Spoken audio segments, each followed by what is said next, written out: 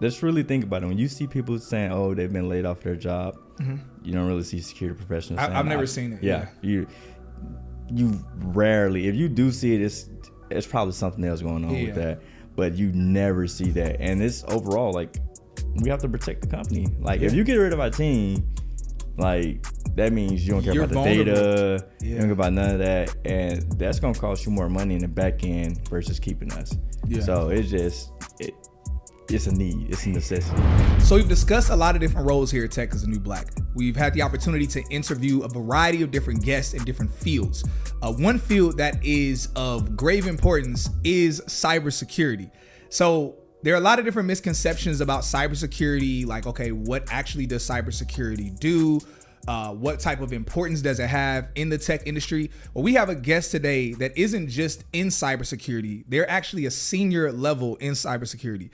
This guest has been in the industry for going on to 8 years now, has worked at a variety of different tech companies, has different people that report to them, and also is a huge influencer on social media. Y'all, my guest today, Tay on Tech, is someone who I've been looking up to on social media in terms of actually creating content. Not gonna lie, I've stolen some of his pieces of content and have posted it. But also, I've really enjoyed getting to know him at different tech events. So y'all, I would love to introduce y'all to my guest today, Tay on Tech. Hello, man. Thank you for having me. Yeah, bro. Appreciate you being here. Look, I'm gonna tell y'all straight up. If we a little slurred a little bit, we had like a shot before we got started to loosen ourselves up, but it might kind of like make, I don't know what it might end up doing. It might do something else. Yeah, bro, man, dude, so happy to have you on. But I think way before we like connected, you know, I had seen you, I followed you on social media and just was like, yo, this dude's content is like really clever, really creative. And one of the things, I told you this recently, I was just in Dallas and actually wearing the Rolex I bought from him.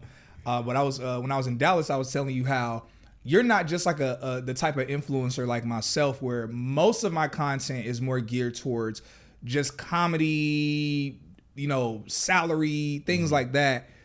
Your content is also it also touches on like what the actual job is. It also touches on things that people like myself, even though I'm in tech, sales engineer, I know more than most people that aren't in the industry, but you are constantly posting content of things that I'm completely unaware of and I'm always shocked by. So I think like that's really dope that you take it a step further. You don't just post things that are comedy, but you also give really good nuggets and information. Yeah, like a lot of people don't really talk about that. And so when they hearing like these, oh, you get paid $150,000, $200,000, you get to work from home, they don't realize what work from home means like in cybersecurity. Like there's been incidents and situations where I'm completely not doing anything. Like during a Christmas break, we was off for 2 weeks.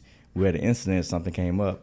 Taven, we need you to check this out. And you don't see people talking about that all the time. So it's like, I like to give like the full picture, not just the pros, but the pros and cons, if you would say, as well too. So they can be like, do I really want to do this? And most times when you think about it, like, you know, most people are probably making like $40,000, $50,000 per year, going to work every day, working 60 hours a week, hate their job. And it's like, I can deal with that. I don't mind, you know, you calling me randomly for $200,000. But so it kind of like, even though there's work from home, things like that, but it's still the pros and cons to it. You know what's funny? I remember I was working security, like actual security. You know, the little ugly suits, walking around the building, patrolling the building. And I remember I was an on-call security officer, and the first time they called me, I was like, Exactly. I was like, I'm out living my life. But what's funny is that. So they ended up firing me, and I didn't care. It was like, I think I was like maybe $9 or $11 hour or something goofy. But for $200K, you can call me when you want to. What? Exactly.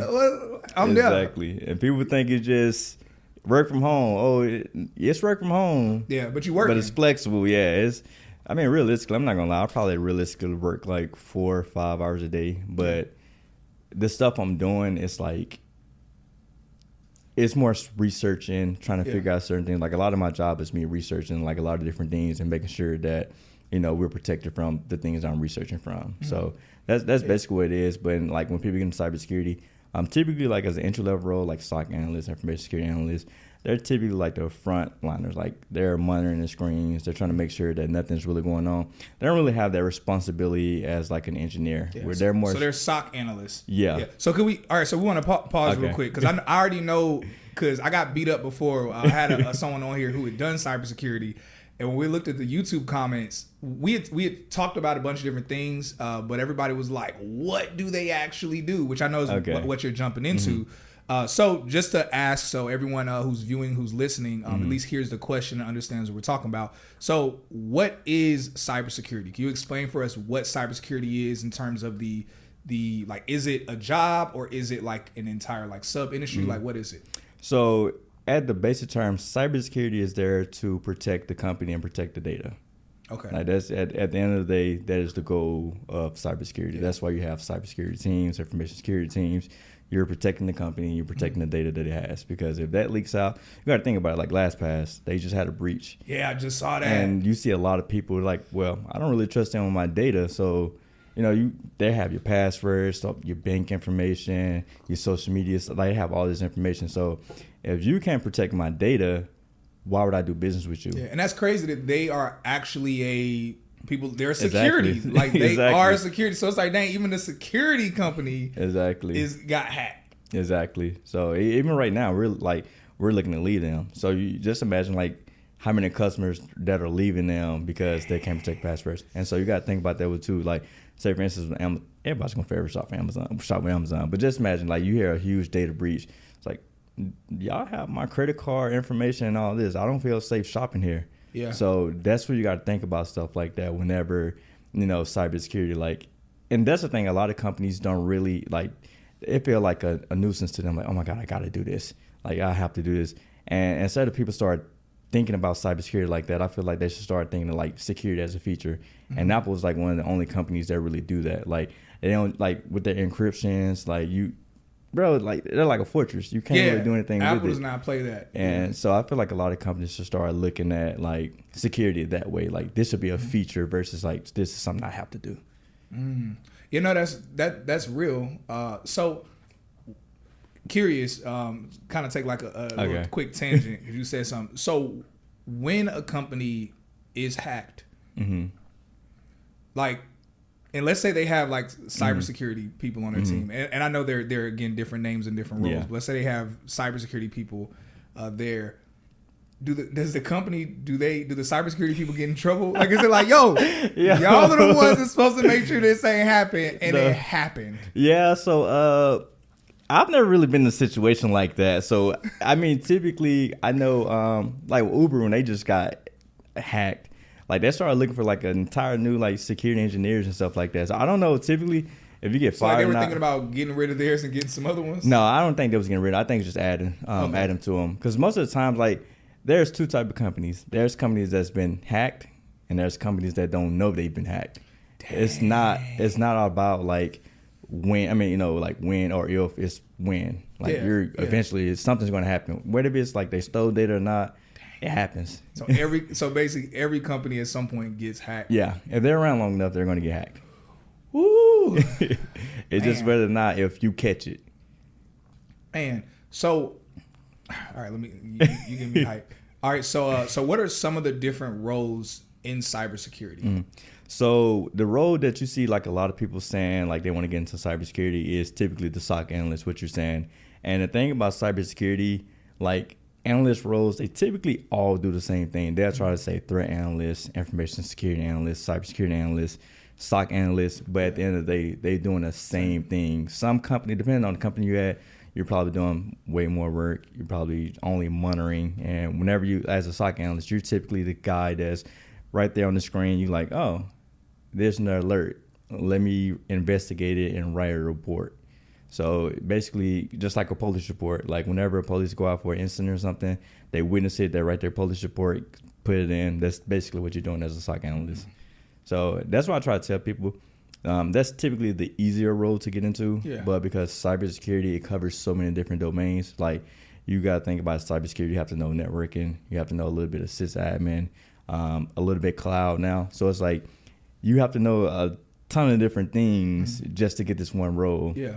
That's what makes it so hard to get into cybersecurity, because it's like there's really no such thing as entry level roles, because it's going to require you some knowledge from some other type of role. And that's when I typically tell people, focus on networking. If you can focus on networking and really understand networking, then cybersecurity will really be a lot easier for you, because you have like the IP. I'm not going to get too technical, but you have like different things that you have to be able to identify and be able to have that conversation and convey that over to non-technical people.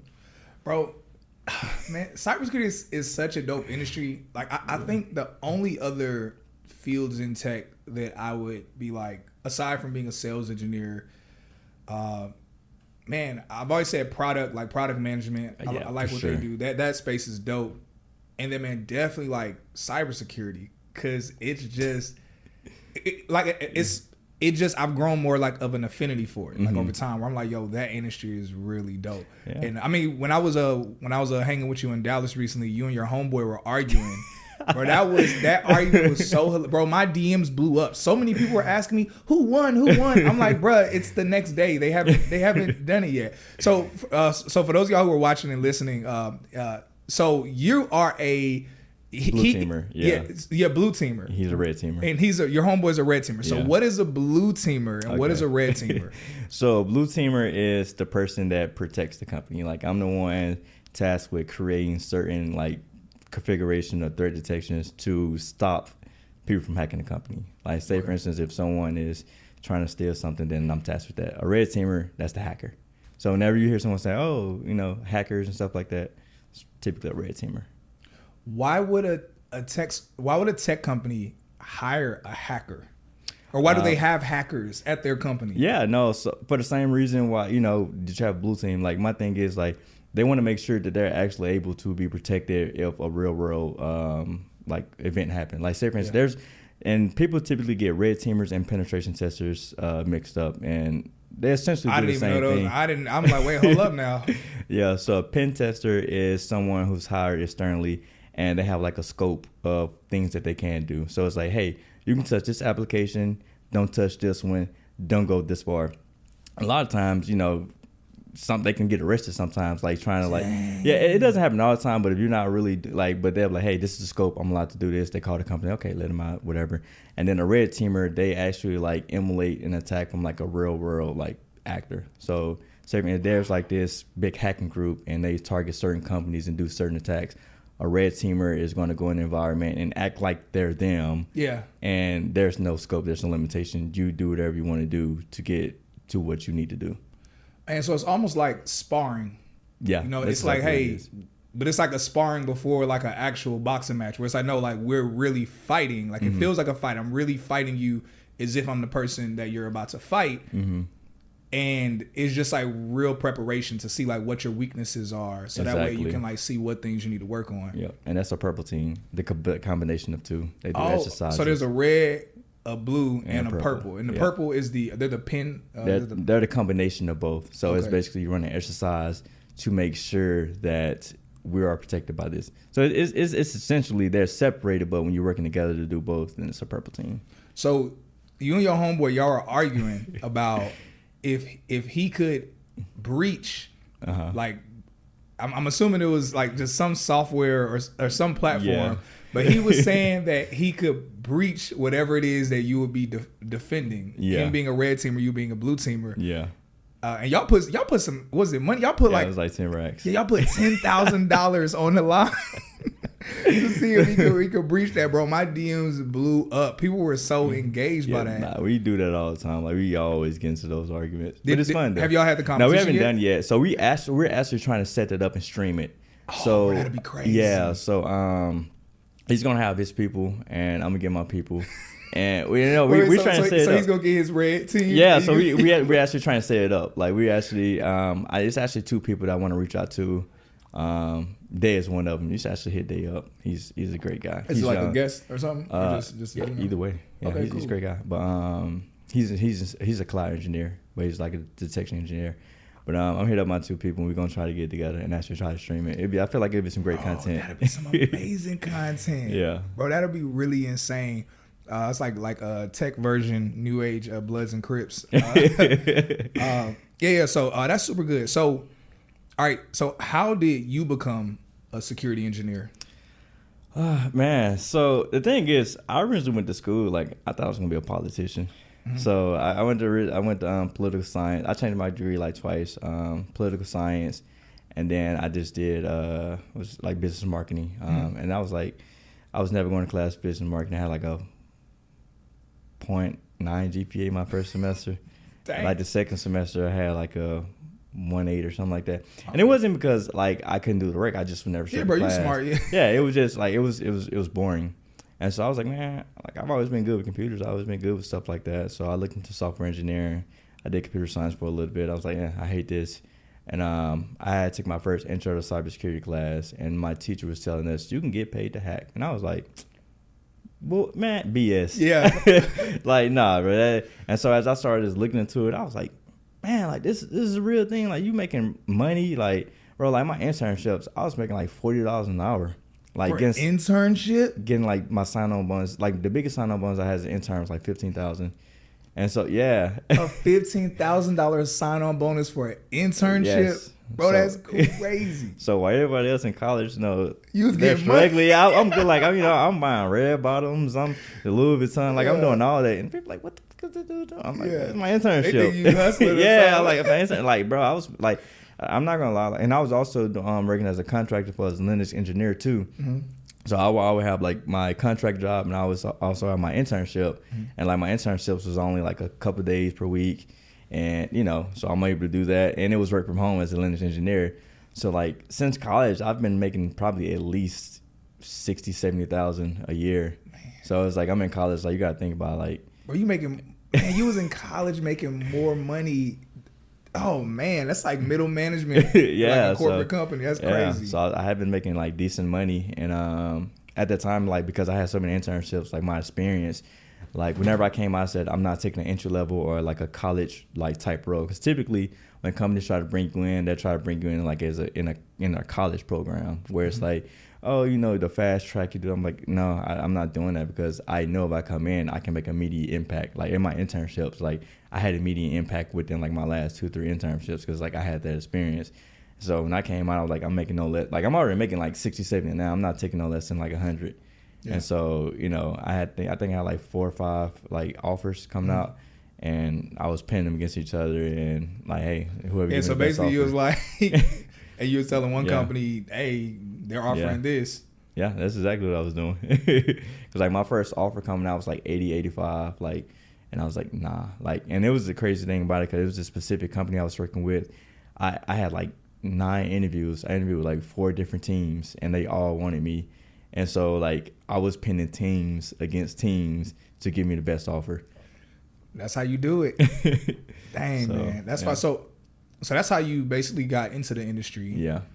But now you're a senior. Like you've been in multiple tech companies, and now you're a senior security engineer. Yeah. How did you get to senior? Like you're 26 years old, and you're a senior. Like that's almost a contradiction here in senior and 26. So I've been a senior since I was 20. I just had to do that since I was 24. But get it right. So the thing is, it's really just like development and skill. Like before I became a senior, I went into consulting. So I consulted with Booz Allen for about 2 years. And I tell people, like, even though like I ended up leaving there or whatever, that was the best experience I could have had. Mm-hmm. Like the amount of experience that I would have had, like I probably wouldn't be getting that experience until like now or a couple years later. Like I was on all type of stuff. Like I was doing like building out Splunk architectures, like coming in building in programs, like vulnerability management programs, and started like I was like really seeing stuff from the ground up and just really learning this. I had to wear so many different hats, and typically most people that go into consulting, they don't get that experience. They're mostly just pushing Excel spreadsheets and presentations and stuff like that. But luckily the team I was on, I got like a lot of different experience, and like as I got that experience, I feel like I can be a senior now. So I just started applying to jobs. I started looking at the job descriptions. It was one job that was like, we want someone with a PhD. I'm like, a PhD. Yeah, but I'm looking at the skill set. I'm like, I can do all of these. I can do all of this. The only thing that I don't have is the PhD and the 10 years of experience. But I always try to tell people, like, when they ask for a certain amount of experience, ignore that. Because a lot of times the software or the product that they're asking 10 years for haven't even been out for 10 years. It's probably been out for 2, 3 years. That. Yeah. Bro, did you there was a dude who applied to a company and they had asked for like a certain skill set, and they say, yeah, you have to have the experience for this long. Mm-hmm. Not only had that software not even been out that long, mm-hmm. the dude was the one who created it. You heard about that? He created it and didn't get the job. He's like, I actually created the software. Yeah. That was so wild. Yeah, no. So that happens a lot. That's why I tell people all the time, like, forget the job description. If you see some skills on there that you know you have the skill to do, apply anyways, bro. Yeah. Let them tell you no. Yeah, Don't tell yourself every tech company I've been at, I didn't technically fit the role. Like I looked at the description, there were things on there where I was like, my first tech company, they said, oh, you need to know how to code. And and my first interview with them, I was like, hey, I'm letting y'all know I don't know how to code. And then they were kind of like, okay, cool, we don't either. And then I never had to code there. Yeah. It was like, so I've even told people, I'm like, yo, do not focus on don't focus on all of it. But I love hearing you talk about that from like as a, security engineer. Yeah, because it's been a lot of things. Like me personally, I don't call myself a coder. I can code script and stuff like that. Mm-hmm.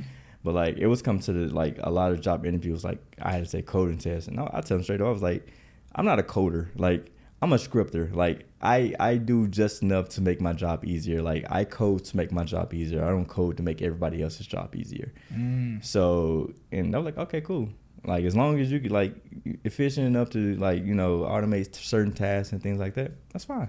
Yeah. So you don't need to know how to code though, and so one of the most in-demand roles in tech and one of the most roles that you all ask us about the most is cybersecurity. Cybersecurity is one of the most recession-proof style jobs in tech. And to take it a step further, it's also a job where you can make a crap ton of money in this industry. Many of you have been asking us about the best route to get into cybersecurity. There are a few different routes that you can go, a couple different boot camps that I think are really great for cybersecurity. But recently we just partnered with one called Syntax Technologies. They are one of the most highly rated boot camps in the US. And to take it a step further, their boot camp isn't just under $5,000, but also they provided us with a unique discount to provide to our audience. So that way you all do not have to pay the full price for the boot camp. This also involves any discounts they might have, any special sales that they might have. You can use this discount on top of their sale. Now listen, y'all, their cohorts are limited. They only have about 3 cohorts a year, and it's on a first come, first serve basis. So make sure you go ahead and sign up ASAP so you can speak to an advisor, and that way you can enroll in Syntax Technologies and become a cybersecurity analyst. So why do you give free content instead of creating a course? So I actually did create a course. Yeah. So like for the longest with me, I've never been the type of person. I always felt like when it comes to like certain stuff like cybersecurity, don't get me wrong, I believe you should charge for certain information and stuff like that. But I also feel like with certain things, it's like just create it and just do it. Like just kind of put it out there. For me, it was more so like with people generally, like they really want to do something, they really are interested in stuff like that. Because a lot of things of this like stuff you can actually find on the internet for free. Yeah, like it's free, it's out there. Mm-hmm. But people don't really like understand it. Like say for instance, if you want to go into cybersecurity, it's gonna be so much content, so much stuff out there. You can like it's gonna be overwhelming. You won't really be able to understand like what exactly to learn and what to do. And so that's typically why people put out courses. You put it all in one place. In one spot. It's all condensed in one spot. And so after a while, after I did, kind of creating and stuff like that, I was like, I've never been the type to really care to charge for stuff like this anyways. I've always been the type of person to kind of put stuff out free. And even like long-term wise, like I still get paid off the content. Like by me uploading on YouTube and me doing like that, like I'm making money off of it, but it's more like B2B versus B2C to the consumer.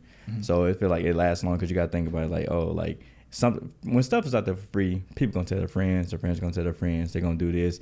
And, my brand get bigger, marketing get bigger. Yeah. And, now I'm dealing with brands, partnerships and stuff like that. Like they contact me and like, hey, like, you see you talk about this, we would love for you to be affiliated, you be an ambassador. And now I don't have to really like worry about doing the customer service. I don't have to do any of that. Yeah. And it's just more, it's like for me on the business side of things, it just made more sense for me to go the free route, but be affiliate for other stuff. So I don't have to be the one to constantly updating that. And I can make probably the same money, if not more, by doing that. Yeah, brand deals are incredibly huge. Yeah. Incredibly huge. Yeah, no, so that makes sense. You know, there's to go that route that you're going where you're like, yo, I'm already making really good money in this industry. I don't need to charge people for anything. Let me get a free content platform. As my platform grows, brands see me, and now I'm gonna get the money on the back end just from them. Exactly. So yeah, that's actually really smart. It takes longer. Yeah. But when it hits, it hit. Yeah. So no, I believe that. Someone stepped to us recently. We might be Texas New Black might be joining a network, and they stepped to us offering basically saying, hey, we'll bring like brand deals to you. So we currently don't have like any major brand deals. That was something that we're about to start trying to work on, and they were like, yeah, we'll bring brand deals to you, and they showed us basically how much each of their like all of the other shows on their network are bringing in on average about 1.5 mil in brand deals. And I'm like, what? I'm like, hold up, that's nice. Yeah, so that's what really opened my eyes to. I mean, most big YouTubers, that's really how they make their money is through brand deals. Yeah, so no, I'm totally with that 100. I love that. So why is cybersecurity like borderline recession proof? So I mean, that's actually a great question. So the thing about cybersecurity, like there are certain compliances, there's certain things by law companies have to follow. Like when you think about it, like let's really think about it. When you see people saying, "Oh, they've been laid off their job," you don't really see security professionals. I've never seen it. Yeah, you rarely. If you do see it, it's probably something else going on with that. But you never see that, and it's overall like we have to protect the company. Like if you get rid of our team, like. That means you don't care about the data, you don't care about none of that, and that's gonna cost you more money in the back end versus keeping us. Yeah. So it's just it's a need, it's a necessity. Like software engineers, they get because the product's built already. Yeah. We only need a couple of people to maintain it. Yeah. Because typically, you know, like depending on what you're building on and stuff like that, like you have like certain companies like Facebook, they probably got like 1,000 different products that they're working on at a given time, and whichever one's gonna provide the best, ROI, we're gonna keep that team. Yeah. If you're just, experimental and things like that, we're going to get rid of you. Yeah. We don't see the instant return on it yet. Right now, we're looking for longevity, so we're going to keep this. So software engineer, and then think about it, being a software engineer, it's really hard to get on teams like that as well, too, because they want the best of the best. Yeah. So with security, we here. You said that some companies are required by law? No, So when I say required by law, it's more so like certain compliances that they have to buy. Like say for instance, if you're a payment process company, like you're a company like Walmart or something like that, you have to follow this compliant with PCI DSS. So which is basically like payment card information that you have to protect. And you need people to be able to protect that. Yeah. So yeah. Bro, that's pretty nice. Man, so what is the ceiling look like in cybersecurity in terms of like both role as well as like income, like ballpark? So honestly, bro, it really varies on company. Like it really, and because think about like when it comes like working in tech, the biggest piece is equity. So yeah, it's equity. So it can be $1 million. It can be $2 million. It really depends on the equity piece of things. But like from the ceiling of what I've seen as far as like base wise, like you take this home every 2 weeks, I think the most I've seen is probably like 350, 400 for the most part.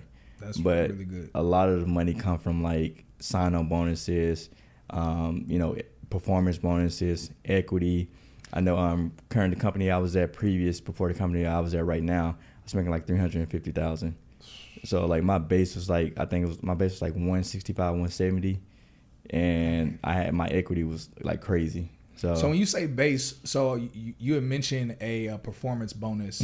That's not like something in tech sales where obviously there's base pay, then like commission. What is a performance bonus for cybersecurity? So performance bonus is basically like you have like a set of goals that you establish. Like, hey, these are the goals that we want to accomplish for this year. Yeah, you complete those goals, you do good, and so it's also two sides of it. It's like the company, how well the company do, and how well you do match to those goals that you that was set for the department for that year.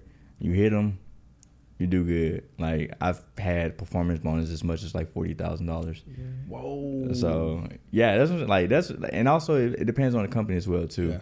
So obviously being at the right company, it plays a big role in like the performance bonuses, how much you're gonna get paid. Because most of the time, I've been hearing people say they get their bonus like 6 to 10%. My bonuses are like 20%.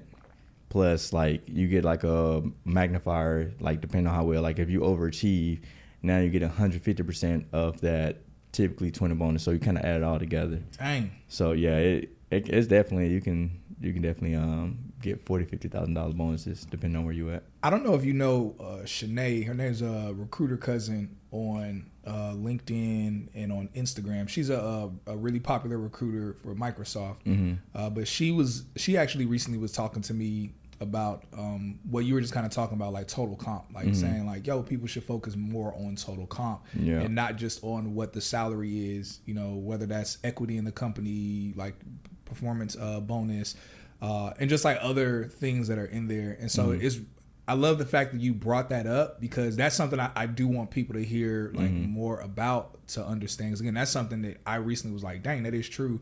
We should think more about that. So I love that you brought that up for people that are listening and watching this to hear that and be like, okay, let me not just think about what's my base pay or what's this, what's that, but realize, okay, what is the total comp? Like, what are other things that come with this company versus another? Yeah. So when you're working at tech companies, you have total comp. You have the sign-on bonus. You have the base pay, which that's what you bring in every 2 weeks or semi-monthly, whatever your pay schedule is. You have performance bonus, and you also have equity. So what people typically focus on is the base pay. Yeah. Like some people don't even ask for sign-on bonuses. There has not been one instance where I did not ask for a sign-on bonus. Because a lot of times companies probably say, oh, yeah, we don't really do sign-on bonuses. You ask them, I promise, like, I'm not going to say you're going to always get it, but it's a strong possibility that have you always gotten it? Every time. Dang. I get a sign-on bonus like my last sign-on bonus was like $70,000.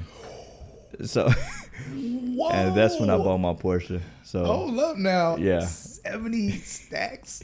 So, yeah. So that's what I'm saying. Like, you definitely have those, like, kind of like, you can get big sign-on bonuses for real. Like, people just don't ask for them. Yeah. And so I focus on that and mostly like equity. Because the thing about base pay, especially when you're working at some of these tech companies, they have like a ceiling. Like, okay, well, if you coming in at this position, L4, L5, which is like the level that you will come in, it may cap off. Like the most we can give you base may be $170,000. So we can't really go above that ceiling without, you know, bring you in as an L5 or whatever. So you can negotiate for a higher, you know, level. But, you know, do you really want to do that? If they kind of brought you in like this, you probably won't have like the necessary skills and things like that. Because if you could, they'll bring you in like that. So my biggest thing is equity. Like especially like with certain companies, like right now, you even break down like what is equity. So equity is stock. It's stock in a company. When you have startups, you have like stock options. When they're a little bit more established, you get RSUs, which is like, I ain't gonna say guarantee money, but that's the amount of money that you get from them. Like if the stock is worth this much, then that's what it is. I know for me right now, I'm at a private company. We haven't IPO. We haven't had a liquidity event, which basically means no one has bought us or we haven't went public yet. And so I believe in this company all the way. Like I was willing to like, hey, like I want equity. So if we ever to go IPO or anything like that, my stock is definitely going to be worth like at least I am. Yeah. Whoa. So yeah. So. Bruh, so that's so that's the thing. Like people don't realize, and then this is probably like the only industry where you can become a millionaire with a 9-to-5. Yes, like people always say, like, oh, you can't become a millionaire if you go to the people right say company, that all the time. You'll never become rich working a 9-to-5. I'm telling you, you do not know about this industry. In the tech industry, if you play your cards right, within 6 to 8 years, you can become a millionaire for sure. Because you got to think about it. Like places like Google, they give you like $300,000-$400,000 in stock, RSUs, and a company like Google, they're gonna always be around. Yeah, that stock is just gonna keep going, and then you got to think about not only you got $400,000 in stock, you got to think about the appreciation. Obviously, depreciation is well too if the stock goes down, but also when the stock goes up. Not only you have that, but you also have this huge base salary that you have, and if you live within your means, easy. Like currently right now, I save about $8,000 a month for savings and investments. Man, that's good. So it's like, if you play your cards right and you invest the right way, 6 to 8 years, you should easily be able to become a millionaire if you go to the right company. So, bro, that's good, man. That's a real good nugget to share. So what are you working on? Like, what's next in terms of both your job as well as like just Tay on Tech as a brand? So Tay on Tech as a brand, honestly, I've been trying to kind of map out my goals and things like this. I definitely want to get a little bit more consistent with creating labs, just pretty much overall trying to help people get into the tech industry and all of that. I know right now I'm starting to stream a little bit more, so I kind of stream the game, but also stream like when me doing actual labs. So for me, I think this year it's more so about brand recognition for the most part. Like beforehand, I was creating content without really having a goal. It was just more so, I just want to be kind of informative. But now it's more so like I want people to be recognized, like, I get that now, like, this Tay on Tech. But it's like bigger, like kind of grow it, like kind of grow my following, just really try to help as much as I can overall for that. And, essentially, I know I'm back on YouTube now, so I'm trying to create a little bit more content there because, people like YouTube, but also TikTok and all, it's easier to create the content because people's attention span is a little bit shorter. Yeah. As far as career-wise, I'm very happy. Like, I think, which is also kind of dangerous, too. I think I'm very kind of complacent right now. I'm just saying, like, I'm getting the money that I want to make. I'm doing what I love. So I plan on being at this company for a couple years. Yeah, bro, you really like this company because you job hopped a lot. Yeah, and as you should. But for you to be at a company, and how long have you been at this company now? 6 months now. Dang, because when we had met like in person, it was at that tech event. Yeah, you had literally just left Robinhood. Yeah, you had just left Robinhood. And so. Yeah, but for you 6 months in now, you to be like, yo, I'm staying at this company for a minute. I'm here. Like that says a lot. The amount of like freedom I have, the amount of like it's the money I'm making. Yeah, is I'd be a fool to leave. Yeah, especially like at least until we IPO or somebody buy us out. Yeah. I don't know, but I'm here for a couple years. Yeah, bro, that's good, man. I mean, congratulations. We got the drinks here. I was making a joke earlier saying we should call this episode Tech Champs, like Drink Champs. But if it was Drink Champs, we'd be like, give a round of applause. Give a round of applause. No, but that's really good to hear, man. Congratulations, man, just to be in that space. I understand what you're saying, where it's like, okay, well, the risk of being so happy and kind of being complacent. But it's like, okay, that's true. But also, I do want to say congratulations just for being in the space that you're in. Because, like, you think about it is, like, when you're, like, I'm in a complete, like, I'm in the top 1% as far as, like, when it comes to income, when it comes to jobs. So it's like, I can't be mad at that. Like, you know what I mean? It's like, give a clap. Black man, top 1%. So, it's like, I have everything that I want. Yeah. Like, I'm at the point in my life, money don't really excite me no more. It's more so about my freedom. Like, because when you start making a certain amount of money, your quality of life don't really change. Like, my quality of life has been the same since I've been making like 140, 130 grand. Like, nothing really changed. I mean, I buy like cars and watches now, but I was still able to do that. But now I'm able to make like impulsive decisions like, like I want to go buy a watch today. I can go buy a watch today.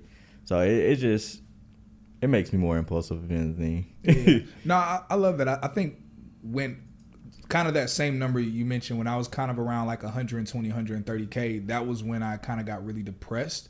Yeah. And I got depressed because I hit that point of realizing, more money isn't going to make me happy. Yeah. And so, we're still getting a bigger bag. We're still chasing more. But now it's not even about this thing is going to fulfill me. Now it's like either one, just playing the game and being okay, how well can I grow this? And two, kind of setting things up for the future.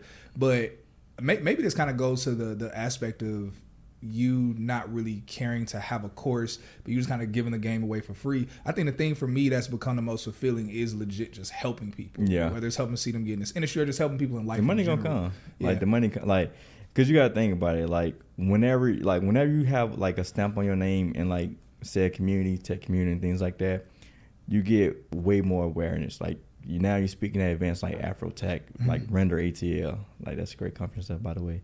Like you having those opportunities, and as your name get bigger, as your content get bigger, which means more companies come to you now. So it's like, like it takes a little bit longer, but when it's established, you locked in as long as you don't do nothing dumb. But that's essentially like the route that I'm going right now. It's taking a bit longer, but luckily I had already kind of had like a brand and things like that. So it's like it's not taking me as long as the individuals that starting from like the ground up. Like I kind of have a jump start on it already. Yeah. So yeah, overall, yeah, it's cool. So, last question that I have goes to how do you? So you're very low key, like you're super chill, super low key. You don't be doing the most, like some people I know, but still, like you get invited, you get booked to speak at different tech events. Like you're getting these really dope opportunities that many people that have been in this industry even longer than you have aren't getting those opportunities. Like how would you say like you've gotten those opportunities, or what advice could you give to people that might want opportunities? Yeah, like those? so it actually kind of goes back to just what I was saying. Like as you start doing things, like because the thing is, like you have people, like especially on TikTok, you have individuals like they typically lie, and when you lying and things like that to kind of get your following, it becomes hard to trust you. All it takes is one person to be like, he's lying, like or she's lying. And you got a bad rep for yourself. But when you do stuff to genuinely help people, and there's nothing wrong with genuinely doing stuff to help people and make your money as well too. There's nothing wrong with that as well. But like when you actually like doing it because, hey, like I really fool with this, or this is something I'm passionate about, then it just comes like people see that. Like people understand. Like whenever I'm having conversations with people, they're like, dang, like you're really passionate about that. Like I hear how you speak about it, and I'm like, yeah, like I really do enjoy it. And so the real advice I would just give people like stay true to your mission, like actually like create stuff that's going to be valuable. Like people always asking like, how can I grow my following? How can I do this? Provide value. Like why should I go to your page? Like, do I want to laugh? Do I want to learn some different things? Do I want to learn about money? Do I want to learn about sales engineer, cybersecurity? Like what because the thing about it is like people try to appeal to everybody. Yeah. You can't appeal to everybody. You got to find the audience that you really want to like, appeal to, and speak to the audience. Like right away, you may not have like the engagement, the interaction, but eventually the people that really want to see your content is going to be the people that you end up connecting with, and they're going to be like, oh, I love this kid. I love this content. I love her content. And they're going to keep showing you love. They're going to keep coming back. And as you keep growing, people keep sharing your stuff. It comes down to it. Like, because typically people that have these speaking engagements, stuff like that, they're in this industry already. So it's like when they start seeing people talking about you and like, oh, hey, like, we having this conference. We would love for you to come speak. Like, how about it? So, yeah, that's really the advice. Just really stay to it and do something that you actually enjoy.